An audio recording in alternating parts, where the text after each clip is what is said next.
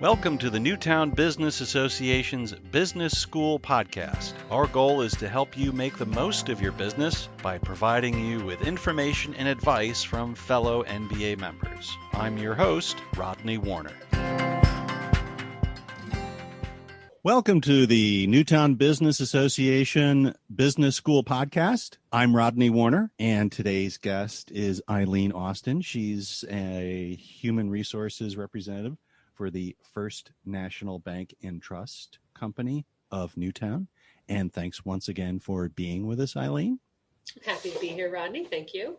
And this is our second of 3 podcasts focusing on human resources. And just as a reminder, though, we may make noise like a lawyer. That doesn't mean that we are lawyers. I used to be a practicing lawyer, but I'm retired. I used to specialize in employment law, so I have some experience with this, but it's been a while. So today's topic is getting the most from employees. What do you think are the most effective ways to train an employee?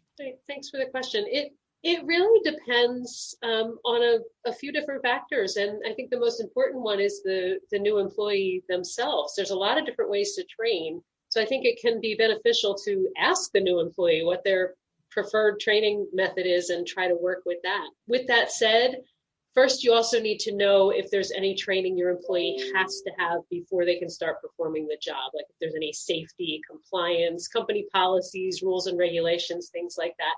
You want to make sure they get all that information first. And then, as I said, you can kind of try to decide based on their learning method. On-the-job training can be great if you have someone who's good at the job and also is a good communicator and has a lot of patience. Some companies have people who are specifically hired to be trainers, or that's part of their job and they conduct the training. So other ways are some send people to classes or seminars or webinars or things like that. I like hands-on training. I like on-the-job training, but again, that's my preference. For instance, I have a son who learns best by reading about things, whereas I need to do them. So I think you try your best to work with the new employee and what works for them. You may have hired someone without knowing it who has a learning disability. Let's say if somebody has dyslexia, throwing them a pile of things to read about the new job probably won't work very well. So, exactly. It's not just, we all have our own learning styles, but that's something you may have to adjust your approach to depending on what the person's needs are. Absolutely. If something's not working, have some things in your arsenal to see for different techniques you can try. Somebody's new. What do you see as do's and don'ts as far as how to get somebody on board and make them the most efficient and proficient they can be, even though they're a new employee? Absolutely. Well, I think the first thing to do is to make them feel welcome and do your best to make them feel comfortable. Be positive about the job and the company, the coworkers, and the customers. You don't want to badmouth anyone or complain or try to present something as a difficult situation. You want to make sure you're not using any kind of acronyms or jargon that's unique to your job that they won't understand. And kind of just like you were talking about, be patient. Remember that you've been doing the job, you already know the job, you're familiar with it, and they're not. So you want to err on the side of checking in with them a lot, explaining a lot, making sure that they're asking questions if they need to. You might want to set them up with somebody in a similar position to take them to lunch or something like that, just somebody to kind of mentor them. What do you think about the importance of mentoring? I think mentoring is very important. I think that can be, especially if you have an idea of where this person would like to go or the plan you may have for them in your company. Mentoring is extremely important. Probably the $64,000 question when it comes to human resources is, how do you keep people motivated? How do you inspire people to do a good job other than the threat of losing your job? What are good ways to do that? Absolutely. I think being positive, like you said, the threat of being fired, that seems to me maybe not a great way to get the best performance out of people. You don't want people to be afraid of that. You want to let them know that there's opportunities for them to grow and to learn. You want to reward them for good performance, however that might look, whether it's in the form of promotions or raises, or I think just having and fostering an environment where employees care for each other, they care for the company's customers. You've fostered a belief in the products or services that you're offering. so that they feel good about what they're doing. I think those things help motivate a person to perform well, much more than, you'll get fired if it's a poor performance. Have them buy into what you're doing and be excited about doing a good job. Whether it's a really small organization or maybe now with corporations really trying to cut back and save money, they're in very flat organizations. Mm-hmm. So middle management is really not nearly as common as it used to be. How do you get the most from employees when there's really, as a practical matter, very little room to go up? Yeah, I think the first thing is to be really upfront about that right at the beginning when you're in the hiring process. If that's really the case at your company, then you don't want to mislead someone into thinking that there's a lot of opportunity for growth for them there. There's some really qualified people out there who aren't super ambitious, and they are looking for a steady job that they like, that they believe in, and they'll really give their all in a job that they're comfortable in and are the right fit for. So I think that's the first thing, is to be really honest about it. But secondly, if there are things you can do, like giving recognition for a job well done, things that might not be costly to the company, could be things like, being employee of the month that might come with a perk like a close parking spot. There might be benefits that they can earn through job well done, like flex time or the ability to work from home, things like that. Anything that might be appealing. But again, be really honest about it. Don't give them any false expectations. And that said, if someone's doing a really, really excellent job and going above and beyond, you might want to take another look at whether there's something you can do for them, promotion wise or monetarily. I think there's one thing that both management and employees really dread, and that's the annual performance review. Can you tell us about how to do that well and its importance in managing people? Yeah, I think it definitely has an importance. Performance evaluations are good record keeping. Number one, they're important records to have. And I think they're very valuable for knowing where improvements needed, giving the employee a chance to give feedback that they might not otherwise feel they had the opportunity to give, set goals for employees, help determining whether a raise or a promotion's in order. But I also think nothing in them should come as a surprise to the employee. The management should be communicating with the employees on a day-to-day basis about how things are going and where improvement might be needed and what things they're doing well and all of that. So that's really, really important. It shouldn't be a time when someone's suddenly shocked by what they're hearing, but it is a good opportunity to get together and talk about things. Remember too, although we did just say we're not lawyers and we're not giving legal advice, the performance review really should be regarded as a legal document. So managers should be really careful that they're not giving a more positive or more negative review than the employee warranted. It needs to be consistent with, as I said, what else we've been talking about, and any discipline or any accolades that the employee is getting throughout the rest of the year. What do you see as bad management habits or practices that can cause a good employee to either perform badly or even leave? Yeah, you hear, it's a phrase you hear all the time, that people don't leave jobs, they leave managers. I think that people want to work with managers that they feel have their back, that they feel are fair. So things you might hear sometimes are the manager's not supportive, the manager's micromanaging,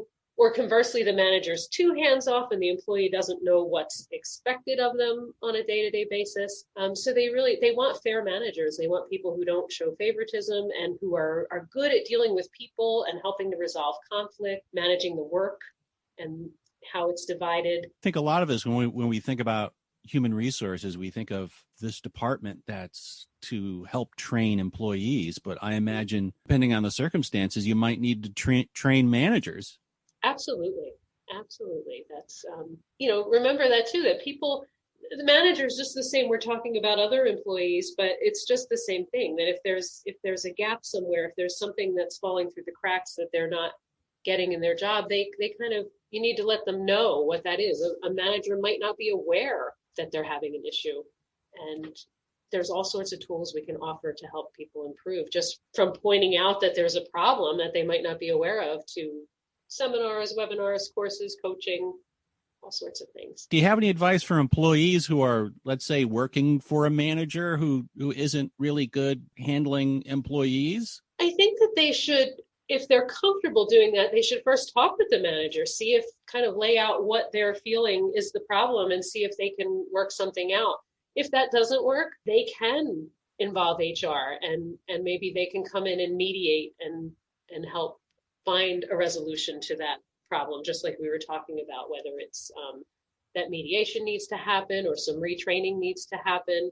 And we want to do it in a way where everybody's, still feeling happy with each other if possible too. An organization like a bank, an organization that has a fair number of employees, and let's say there's a high turnover in a particular department or a particular area, how do you dissect this and try to figure out, okay, were we hiring the wrong people? Or is there a manager driving good people out? How do you figure that out? Yeah, you want to try to, first of all, you want to, as much as you can, try to check in with employees about how things are going as much as possible. Give them opportunity to share feedback about their managers, whether you send out a survey or whether you're just calling regularly and speaking to people. It is a little difficult because people do tend to be reluctant to speak out and say something negative about a manager. They're concerned about that. But you want to be alert for patterns. If you hear something from someone, you want to take it seriously and take a look at that. And if you hear it from more than one place, don't be afraid to investigate that, to ask questions, to try to mediate that problem. If you've established that there really is something going on with the management, you want to not be afraid to implement progressive discipline if you need to. But try to keep those lines of communication open. The more that you're hearing and are open to hearing what's going on, the more you can pick out patterns. Exit meetings, it's a little unfortunate to say this, but exit meetings can be really helpful there too, because as I said, sometimes people are not willing to speak out while they're still in the job. And where you might hear about problems with management is during an exit meeting. So again, when you hear that, take it seriously, look into it, and try to offer solutions. Just like every other employee, managers want to be doing a good job, and they might not be aware that their management style isn't working for some employees and that there might need to be some adjustments made, and we can give them tools to try to make those adjustments. What's the best way to approach a situation where an employee is generally doing a great job, but suddenly is having a really tough time, and you find out there's some kind of personal issue, some kind of family crisis? What's a good way for management to get the most from that kind of employee? Well, once you find that out, you want to be as understanding as you can. Obviously, you need your job to be done and you need it to be done correctly, but ask the employee how you can help. There may be something that can be done to alleviate some of the problem. And then it may be that the employee needs some kind of accommodation, whether anything from, a leave of absence to a different shift or to be put on late duty or, there's other accommodations that you might be able to provide. Just ask and see what we can do. Anything else you want to add as far as trying to get the most from employees? I think just like we've been talking about, good communication, providing a really good understanding of the company culture right from when a person comes on board. Letting them know what the potential for growth is right in the beginning and recognizing them for their good work and doing our best to give them supportive management. Just to kind of summarize, I think everything we went over is really key to getting the most out of your employees. Okay, Eileen, once again, thank you for your time. You're very welcome. Thank you. And thank you, everybody, for listening to the NBA Business School podcast. We'll be doing one more HR episode, so stay tuned for that, and thank you very much. Thank you for listening to the Newtown Business Association's Business School podcast. You can learn more about the NBA and join the association at newtownba.org. That's www.newtownba.org.